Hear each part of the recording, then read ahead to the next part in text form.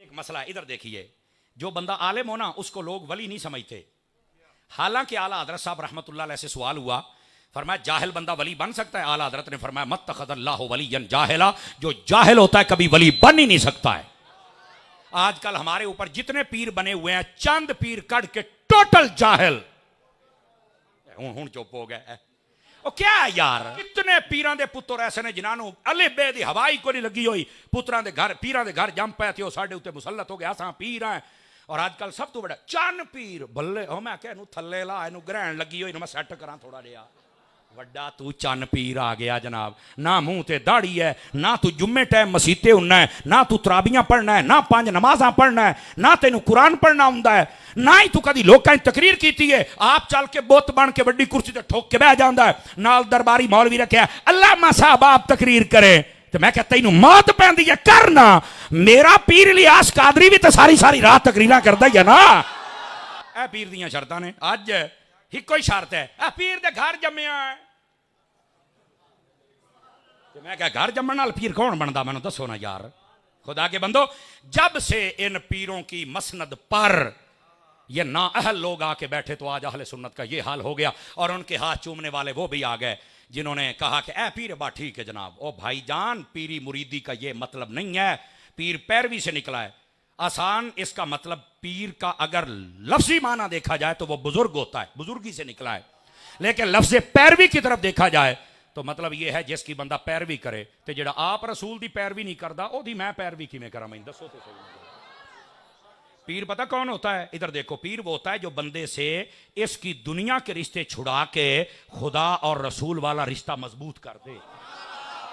और जो पीर खुद ही अभी गाफिल है और इस रास्ते पर नहीं चला है, तो आप कैसे उसको पीर और शेख तो और फलाना तो धमकाना तो जनाब शहनशाह फलाना तो फलाना, वो किवें बना देता यार? वो तो आप फारिग है। इससे बेहतर है जो शरीयत के बागी हैं, बेनमाजी हैं, फासिक हैं, फाजिर हैं, इससे बेहतर है अपने बाप के हाथ चूम लो, अपनी मां के हाथ चूम लो, रब का कुरान चूम लो। कसम खुदा की ये झूठा पीर तुम्हें कुछ नहीं दे सकता। मां बाप के हाथ चूमने ये तो दूर की बात है, चेहरा देखने से अल्लाह तुम्हें कबूल हज का सवाब अता फरमा देगा।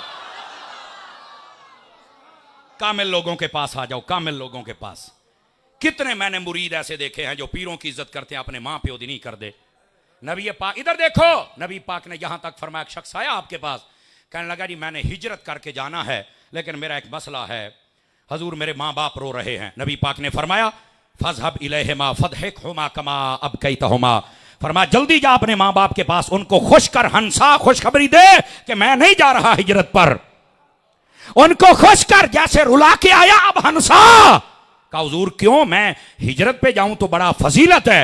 नबी पाक अलैहि सलाम ने फरमाया जेड़ी जन्नत है वो तेरे मां प्यो दे कदमां दे विच है। जे तेरा मां प्यो राजी हो गया, हिजरत भी विचे, हज भी विचे, उमरा भी विचे, जिहाद भी विचे। तवज्जो है कि कोई नहीं है?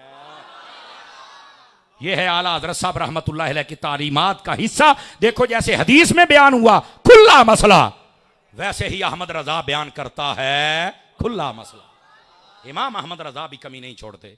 गिरामी कदर हजरात, ये हमारी कमियां हैं, कमजोरियां हैं, कोताहियां हैं कि हमारे ऊपर ये बंदे मुसल्लत हो गए।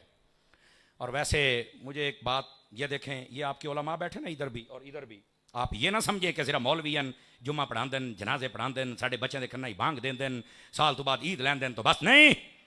तुम्हें क्या पता